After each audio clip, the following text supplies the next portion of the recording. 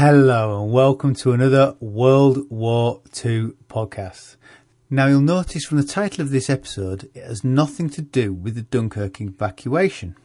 And I know in the last episode I suggested that that is what we will be looking at next. Well, I have 2 episodes planned and prepared. I just need to synchronise my diary with the guests, and so far that is something that I have failed to do. So we will get to Dunkirk, but not in this episode. Joining me today is Max Thimmig. Max's grandfather was the German World War II night fighter ace, Wolfgang Thimmig. Incredibly, Wolfgang flew with the Luftwaffe throughout the war from Poland right to the end in 1945. But just before we get to his story, a quick reminder that this podcast is made possible by listeners like yourself becoming patrons of the show. Contributing $1 or so each month helps me to find the time to put it all together, and there is just me. I have no team of researchers, editors and internet gurus. I do the lot. So if you enjoy the podcast and would like to know more about becoming a patron, head over to patreon.com/WW2podcast or go to the website www2podcast.com and click on donate. By becoming a patron, I will try to make available to you extra World War II chat. It's not unusual for me to chat for an hour or two to a guest, and some of this can be really interesting, or at least I think it is, and I do try to release some of these conversations to patrons of the show. So that's patreon.com/WW2podcast or go to the website www2podcast.com and click on donate. And I thank those who already support the show. So Max, thanks for joining me. Let's start right at the beginning. What is Wolfgang's background? Who is the Thimmig family? The Thimmig family back in those days was quite a wealthy industrialist family in Dresden. His father had served as an officer and was an officer. He belonged to the reserves of the Royal Saxon Army at the time. He traded in different goods. One of the big goods that he traded in was wood, and he gained quite a large wealth from that. Of course, my grandfather, Wolfgang, was born in 1912, and his father, being in the reserve, he was quickly put into action during the First World War and served on the Western Front as an officer of the Saxon Artillery Corps. That was a bit of his background. He then grew up and was quite a successful athlete in school together with his twin brother, Gunther. And he actually started to study law at the University of Leipzig in the early 30s, together with his twin brother who studied medicine. I was going to say, did he complete his law qualification? He didn't. He had about 2 years of law school, and in 1934 he joined the German army, or the Reichswehr as it was known at the time. The German armed forces at the time were still abiding by the Versailles Treaty, so they were only 100,000 men strong, and it was really quite an elite army at the time. As I've understood it consisted mainly of non-commissioned officers and officers. They wanted to build a strong core for the army so that conscripts could easily be educated and so forth. So how did he get from that into the Air Force? From different sources I have it that he tried flying once before joining up, and he really liked it. And I think after completing his basic training, he was actually put into the German Air Force. The German Air Force was at the time voluntarily. So you would volunteer for it, and there were quite tough tests to go through for flight training, especially to become a pilot. He passed these, lucky enough. A lot of people did fail them as well. In 1935, under the Versailles Treaty, this was all done secretly. Under the Versailles Treaty, Germany wasn't allowed to have an air force. But then in 1935, the Germans announced, now we have an air force, and the world reaction wasn't too much at all, really. I hadn't realised he'd got in so early. I thought before officially there'd been an air force. He'd been selected. I mean, it must have been a really an elite selection process at that point to get these pilots in, because presumably they must be, I was in a position to be trusted, because you don't want them blabbing to other nations that they're pilots in an air force that doesn't exist. It officially doesn't exist. And I think most of them were, I mean, really excited at the time. I mean, if you look at the world as it was in the early 30s, I mean, most people, I mean, horse and carriage was still quite a common form of transport. For a young man in his early 20s to be put in the cockpit of an airplane, that must have been kind of like going to space today or something like that. Can't remember when the Wright brothers first went into the air, but we've probably only been flying for something like 30 years, hadn't we? Exactly. I mean, it was really the most modern thing you could do. Yeah, it's quite hard now to picture how magical that experience must have been, especially as most people now, there'll be very few people who have not experienced flying, you know. No, exactly. So what was he originally trained as? Did they train them with this? Presumably they sought them out as some sort of speciality. Yes, they did. The German system was built up in so they had different levels of pilot licenses. So there was an A level, a B level, and the A level was for reconnaissance flights and gliders, and then the B was for single fighters, and then they had a C license as well, which was for pilots flying heavy aircraft, which were multi-engined, two or more engines. So he quite quickly became drafted for single engine aircraft. And then he went on to receive the multi-engined heavy aircraft license as well. So it was mostly like bomber transport, and then the heavy fighter pilots who were trained for this. And was this from the probably not from the start, but operationally, is the am I right in saying it's the ME-110 that he was the I was trained on, but it was the pilot of from these pre-war years. Exactly, from around 1938 and forwards, he served on the and flew the ME-110. Now, something that you pointed out to me, which in your notes that you sent me, which I couldn't believe, was that so from 1938, he's teamed up with the same radio operator throughout the war. His radio operator and himself grew very close. It wasn't uncommon for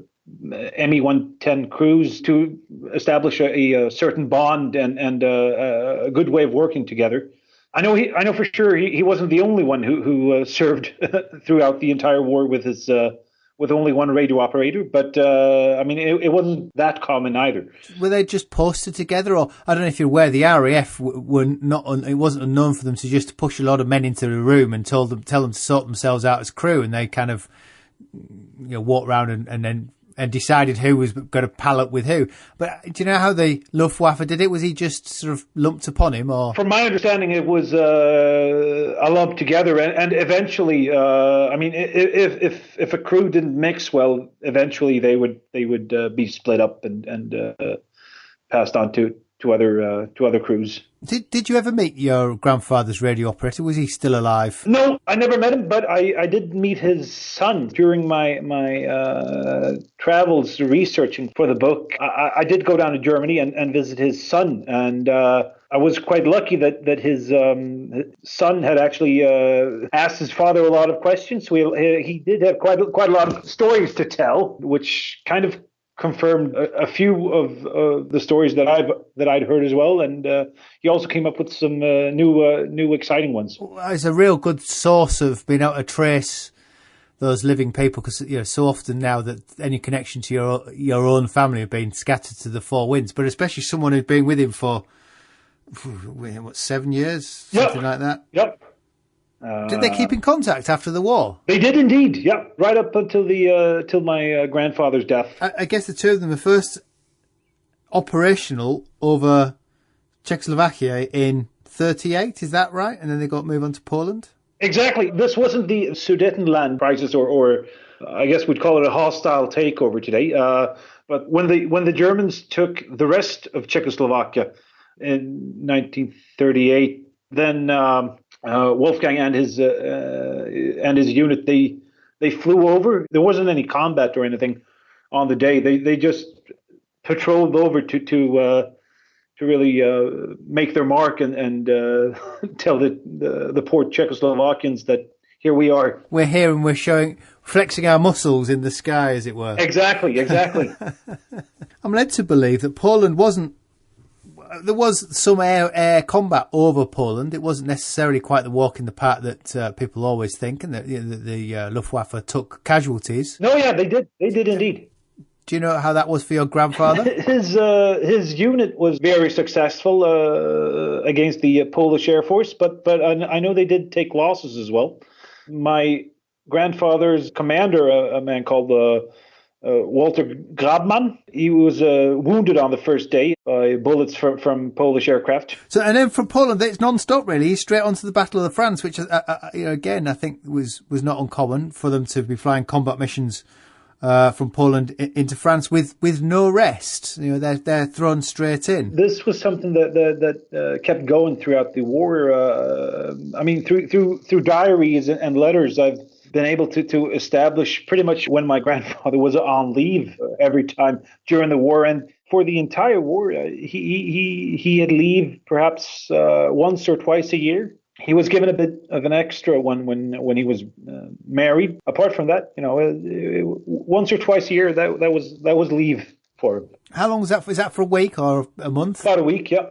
That's not much, is it? Nope, definitely not. It's not much when you're flying combat missions. It might be a lot if you're doing something that's perhaps less stressful. But if you're flying combat missions, one would have thought you might want more than that. The RAF had tours, and the American Air Force had tours that would give them people a longer break. But to be flying so early, the Germans did not have anything like that. You served until you either got wounded or killed, or if you were lucky enough, you survived the war. Exactly.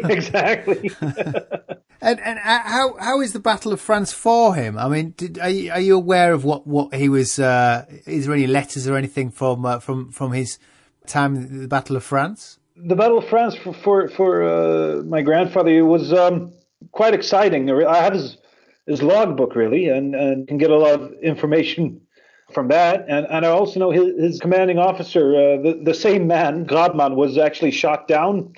And Wolfgang served as his adjutant, so he actually had to take over command for the unit for a while, acting in his commanding officer's place.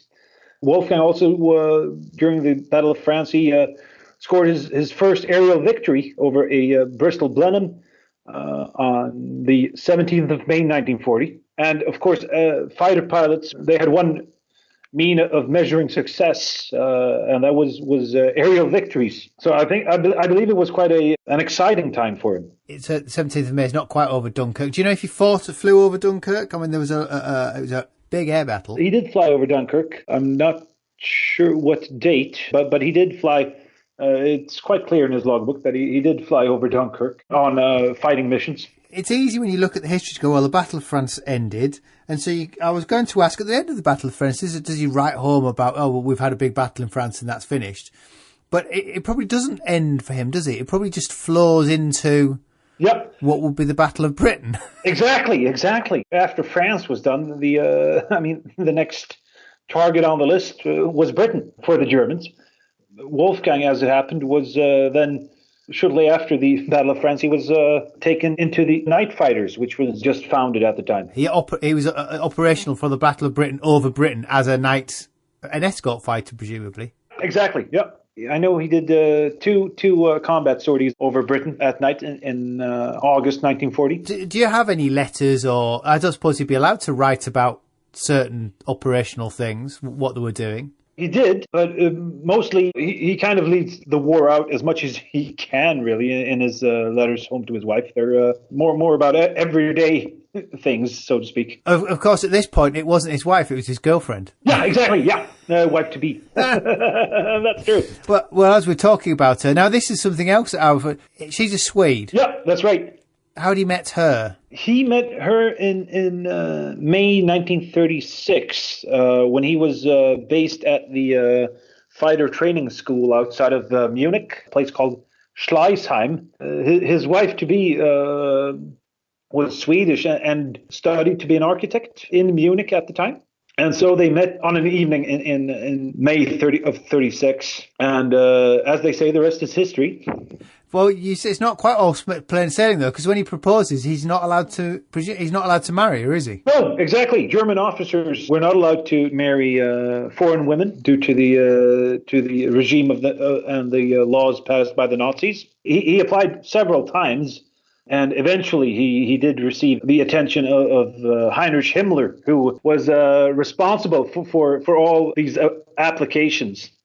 Himmler, who he was in a way obsessed by the Scandinavians, whom he thought to be, in his view, ultra-Aryan and so forth. He did take the matter to the very top, to Hitler, and eventually Wolfgang and Ulla were given permission to marry. I hadn't realised that. For a start, I thought that the Swedes would probably be fine. It wouldn't be necessarily a matter. A bit of a problem, but what I hadn't realised that to get permission, it had to go to the top. You know, Hitler should be running the war, not signing marriage certificates for people. No, exactly. You wouldn't imagine Winston Churchill doing anything like that. No, it somehow seems rather preposterous. But this isn't the first time he'd had. If I say he'd encountered Hitler, is it? No, flown with him over France. The final mission for Wolfgang on. During the Battle of France was actually an escort flight for Hitler and all of the Nazi top brass who were being flown in to sign the peace treaty with France. That was perhaps his first encounter. She's married in 1942, and this is where I guess the Luftwaffe's on the defensive, and they're based in. He's based in Holland. How is it for the Luftwaffe in Holland? The Luftwaffe in Holland got on quite well. The night fighter bases early on, they built their line of defense in Holland. So a lot of the large night fighting bases were built in Holland as a sort of shield against the Ruhr area. The night fighters in Holland, of course, it was occupied territory, and they did stick very much to themselves, and interaction with local civilians wasn't that big generally. In Holland, it wasn't too far away from Germany, with the Bomber Command concentrating at the early stages their attacks against the Ruhr area. The night fighters were actually able to see the burning German cities, which weren't that far away from their bases, which kind of gave them an extra sort of encouragement to carry on, and they really got the feeling that their job really, what they were doing, really mattered. And it is at this point that he officially becomes an ace. Now, what do you need to become an ace? Five victories. You know, so that sort of doesn't sound a lot, but I imagine it's only a limited number of aircraft coming at you. But it's probably very difficult to shoot something down. Aerial warfare is not like you see in the movies or in the computer games. It was actually quite difficult. Of all the fighter pilots, ace status wasn't achieved by a lot, as many as you would have would have thought. As we're talking aces, what's his final total? I should ask this at the end, but in case I forget. His final total was 24. So that puts it into a bit more perspective. He becomes an ace in what, 42? Nope, 41. And they're flying at night, which makes it obviously more difficult. Was the ME-110 suitable for as a night fighter? Why was that chosen? It was chosen for several reasons. One was that it was a heavy fighter, and as a heavy fighter, it did carry a bit more weaponry than the single seat fighters, and also it had 2 engines, which gave it a bit more flying time. And then it was large enough so that you could actually install radio equipment on it, which really was vital for the night fighters, for the pilots to communicate with the ground and the radar operators on the ground. Ah, of course, radar. Yes. So they read. So the radio. It's a real integral team with the wireless operator working with the information he's getting from the ground to zero the pilot in at night on the incoming RAF bomber streams. One point which is worth mentioning is that flying at night will eventually take a toll on your nerves, and being a crew of 2 sort of relieved you and didn't give you the feeling of being alone up there in the dark. Are you aware of how many in his unit were flying for that long by sort of this point? Is he last man standing or is it difficult to... At this point of time, quite a lot of them are still around. But by the end of the war, I've photographs of which are from the early war years with my grandfather and other pilots. In most of these groups, unless they're taken at the end of the war, obviously, but from the early pictures, I mean, it's my grandfather and perhaps someone else that survived the entire war. It's quite remarkable. Does he ever get shot down? He never got shot down in the classical sense as we imagine it, but he did later on in the war in 1943. He was forced to belly land due to too many hits, and this was actually during a daytime raid when the U.S. Air Force. He was on the closest base to the U.S. target of the day, which was Stuttgart. Being the pilot that he was, he ordered the machines they had ready to scramble, and they took off. And my grandfather managed to shoot down a B-17, but he suffered so many hits in his Messerschmitt that he was forced to belly land. And then later on in the war, his aircraft was damaged while taking off in late 1944 by intruders, which were mosquitoes attacking or patrolling over the night fighter bases, so that they would keep them on the ground and try to attack whatever took off. He wasn't shot down at that point, but the aircraft was destroyed on the ground with the crew inside. But miraculously they survived. Presumably he was attacking some B-17s if they were American at that stage in the war when he was forced to make his landing. I hadn't realised how. That's right. I hadn't realised how remarkably difficult they were to attack. I did some prep on a podcast that never was about them, and I hadn't realised how much the Luftwaffe struggled to attack them, just because of the amount of fire that they could put down. I mean, especially if you're in an aircraft which is constructed and by that time was developed with the later versions primarily for night fighting, which meant that you had a whole lot of more equipment, which made your aircraft a bit more heavy. And of course, a two-engine fighter is a bigger target for a tail gunner than a single-seat fighter is. It's in 42. He's made, is it group and commander of and tasked with improving the performance of a group. I mean, he's an experienced pilot. Presumably, he's given a group of inexperienced pilots. I mean, how does he go about doing that? There was a certain hierarchy in the Luftwaffe, and especially when it came to aerial victories, higher and more successful aces were given a lot more possibilities and chances to add up their score even more. What Wolfgang did was something that his commander at the time had done. It was a practice where they also let the non-commissioned officers who were also pilots. They allowed them to shoot down aircraft and thereby share the success, which in a way proved to be quite successful. And after about a year, this unit, which hadn't been that successful, was at the same rate of aerial victories as the others of the Geschwader. And after this, he's bumped up again to command a Geschwader. And now that I was saying, if you in sort of in English parlance, that would be a wing, so a number of squadrons. Yeah, that's right. That's right. Yeah. He's commanding. Now, does that take him out of active flying duty once he's at that level? Because there must be a lot of men under him. As a Geschwader Commodore, or I believe wing commander, would that be the English equivalence? He had about 100 to 120 aircraft under his command.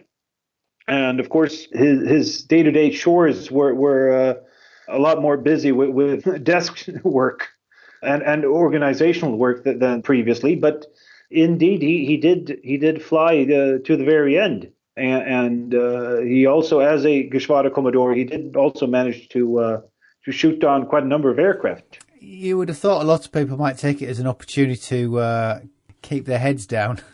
Right, yeah, exactly. Survive. Unless it was, I mean, I don't know if perhaps it was expected of them. It was, but there was also cases of later on in the war, the Luftwaffe did ground their more experienced crews because they thought they would be more use if alive than dead, of course. Well, you've got that attritional thing where there's no one to train your inexperienced pilots if there are all the experienced people have gone. You kind of need to husband them, don't you? Exactly. Yeah. Otherwise, every time you're starting from scratch with new crew because there's nobody with any experience. Everyone's having to learn everything from fresh again. So, what were losses like on these night fighter units? I mean, are they just overwhelmed, or do they manage to hold their own? They did manage to hold their own early on. I mean, when you get to for example 1944, the second half of 1944, at least for the unit that Wolfgang was commanding, losses went up quite a lot, and also the Germans didn't have the same amount of replacements, of course. That as the Allies did. Well, yeah, this is post. Would this be post D-Day? You're starting to be presumably they're suffering from shortages of almost everything at this point, which must have affected their operations. I mean, did they remain in Holland after the landings, or were they moved elsewhere? By the time of the landings, Wolfgang and his Geschwader was actually based in France. They were put back and forth, really. I mean, in the summer of 44, the unit's based in France, and then it got pulled back to Germany. And then by February 45, Wolfgang's back in Holland again. So they did move around quite irregularly, depending on how the war developed. Somehow sort of assumed that at this point they'd be more or less at the same airbase because they're planes, they can fly everywhere. Exactly. Yeah. Well, why move them a few hundred miles? But as he's moving out, it's mid-44, he's actually withdrawn from command. This was due to according to the documents I found in your very well organized National Archives. This was due to lacking Nazi leadership, as it was stated in these documents. The background to that was the mounting losses, and my grandfather then did become very critical of his superiors. He also did tell them what he thought of them. And we must also remember that at this point of time, this was around the time of the July 20th plot to bomb plots. Yeah, exactly.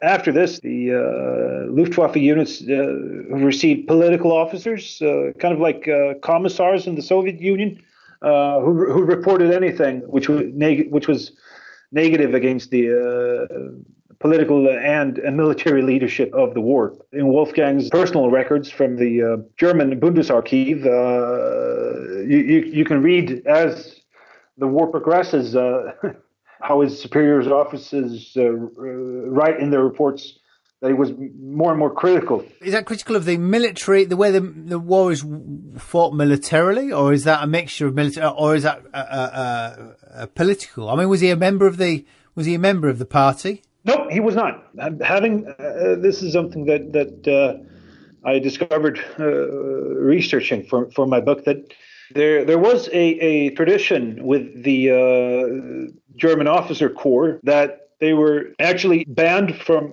partaking in elections, and also they were not allowed to be members of political parties, with the backing idea that the officers serve the country no matter what the political leadership is. However, I mean, once the Nazis took over, if you were a member of their party, they didn't really mind.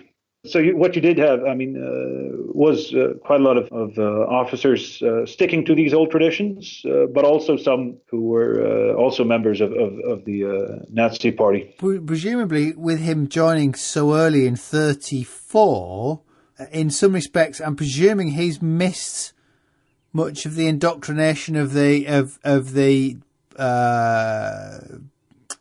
generation that would follow, which would be indoctrinated with the the Hitler Youth Nazi schooling, which presumably wasn't quite in full swing when he was in education and as a young man. So he was essentially That's right. one of the last of the old school to join the military. He and his twin brother, they were both members of a very traditional German fraternity while at university. And once the Nazis took power, these fraternities were eventually banned. They were either forced to join the Nazi student organizations or Nazi fraternities, or canceled what they did in their activities. He's withdrawn from command in 1944. What does he do then? Is he just packed off home? He's packed off to another night fighting unit as a staff officer. He did not have any active role at this time. I believe the way things were going by late 1944, probably thought that he would remain there for the rest of the war. However, in February of 1945, he received a new command, which was as a Geschwader Commodore again for the Nattjaktess II or Night Fighter Geschwader II, who'd actually lost their commanding officer at the time. He was shot down and killed by a Spitfire in February 1945. And so they didn't have any fitting replacements, so they put Wolfgang in, which he was one of the few they had left with that experience and knowledge. How operational are they at this time? Because usually you hear that they have no petrol, no ammunition, short on pilots. They were still operational at this time in February, March 1945. As a matter of fact, the last large operation which was undertaken by the German night fighters was a operation called Operation Gisela, or in German Unternehmen Gisela, which attacked bombers and airfields in England one last time.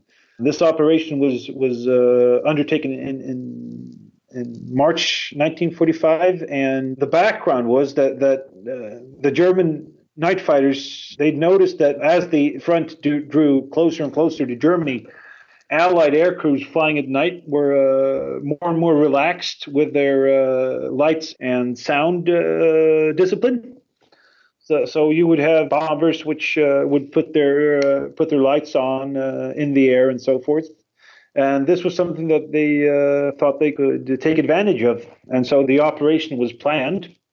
And for 2 nights in a row, the German night fighters took off from their bases in what was still remaining of the German-held territory and attack airfields and bombers in England. The success of this operation, of course, it was planned well, and the losses that the Germans had were equal to that of their victories that they scored. There's a zero-sum game, and when they're running out of everything else, it's probably not one that one wants to be fighting. And then by around mid-April 1945, the Geschwader that Wolfgang was commanding, they were completely out of petrol, and eventually they were training their air crew for ground combat. Which somehow seems an ignominious ending for a fighter race to be leaving ground combat troops. Presumably, they never were deployed as ground combat troops. No, they weren't. Also, by this time, attacks on the airfields were so frequent that there wasn't really much to do but take cover, really. At the end of the war, his total is 24 victories. How does that compare with other aces? Where's that? Is there a chart of aces? There is indeed a chart of aces, and if you stick to night fighter aces, German ones, he is up there with the top 100. He is in, I believe, 90th place or something, which is in a way quite weird, really, to have it like a sports table or something like that. Yeah, but if you then took out how many of that 100 survived the war, then that amount does shrink by quite a bit. I mean, the top night fighter ace was a man called Heinz Wolfgang Schnaufer. He had 121 aerial victories. Wow. At night. But he survived the war, but was then he died in a car crash in 1950. So Wolfgang, he surrenders in May 45. Presumably he becomes a prisoner of war, being a ranking officer. He's not just let go. He was actually a prisoner of war by the British in northern Germany. He was also taken for interrogation in Wembley for a short period, and this is something that the British did with all commanding officers of Luftwaffe units that they captured. Presumably those records still exist of the interviewings. Presumably, however, I unfortunately I haven't been able to locate them. I have tried. So presumably, as he's married to a Swede and he must have dual citizenship, he can leave Sweden for Germany for Sweden after he's released? He did not have dual citizenship. At the time, Germany didn't allow it until only a few years ago, actually. So for a long time, Germany did not allow dual citizenship. His wife, being Swedish, did eventually go back to Sweden. And Wolfgang was allowed to enter Sweden, but he wasn't allowed to leave Germany. Catch-22. Exactly. So what he did, he bribed a few fishermen to take him out to international waters late at night. This was in November of 1946. He and a friend of his who was also married to a Swedish woman, they had a small rubber dinghy that they rowed from across the Baltic Sea to Sweden. So what does an ex-fighter ace do with himself in a post-war world? He did end up in Gothenburg, which is in West Sweden, and Gothenburg was a city which is close to Norway and Denmark, and it is also a city which historically has been very orientated against England. Its nickname in Swedish is Little London. So it wasn't easy getting a job as a German ex-officer and fighter ace. He went to South America for a year to try his luck. Rumors were going around that the Argentinians needed a lot of know-how in when it came to flying. However, once Wolfgang arrived in Argentina, these rumors proved to be false, and he ended up digging wells. Good grief. Before giving up on the whole idea and going back to Sweden, where he actually went back to school and took a degree as an engineer. But he manages to rejoin the West German Air Force in 56. That's right, in 1956. That's right. Once the German Air Force was being set up again, this was, of course, a result of West Germany being allowed to become a member of NATO. They started contacting their old the people who still had a good enough record to represent the new Germany, and Wolfgang was one of them. Being a pilot and an Air Force officer by heart, he never doubted and returned to service. What really jumped out at me was that his last posting was head of the Nigerian Air Force, which seems a long way from the Luftwaffe. Yeah, sure was. Now, the story behind that is that the West German Air Force, they did have an assistant group, which was supposed to help the newly independent Nigeria to build an air force. My grandfather became the commander of this unit, and at the time, the commander of the unit was also the commander-in-chief of the Nigerian Air Force. Such a strange it seems such a strange posting. Surely. Do you know he reflected upon his on his war service? I have spoken to my relatives and regarding this, and he was quite, from what he's told them, and he really never spoke much about the war. From what my relatives told me, that there was never any sign of regret, but he did what he had to do. But I do know for a fact that he did suffer by what we today would call a post-traumatic stress syndrome, which you would notice in different ways.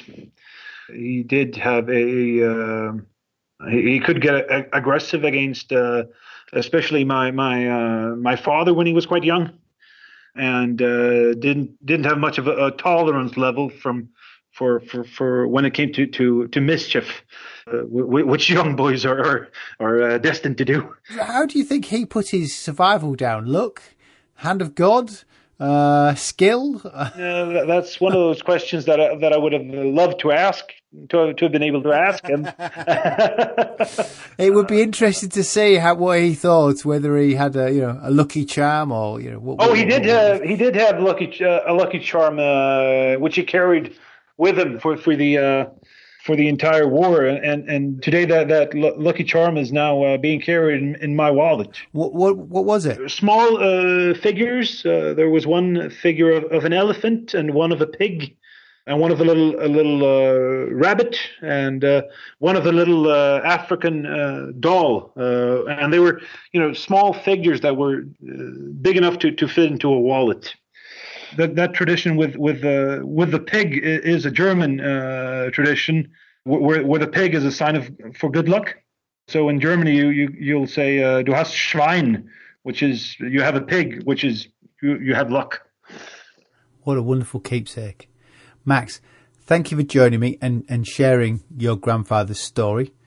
The biography of Wolfgang Thimmig by Max is available, but only in Swedish. I will put a link on the website for those Swedish listeners. The next episode, on the 1st of June, will definitely be investigating those European aristocrats who worked for Hitler as back channels between Germany and predominantly Great Britain. I'd like to attempt to slip in a bonus episode between now and then, looking at Dunkirk, if I can pin my guests down, so fingers crossed. But anyway, until next time, I'm Angus Wallace, and thanks for listening.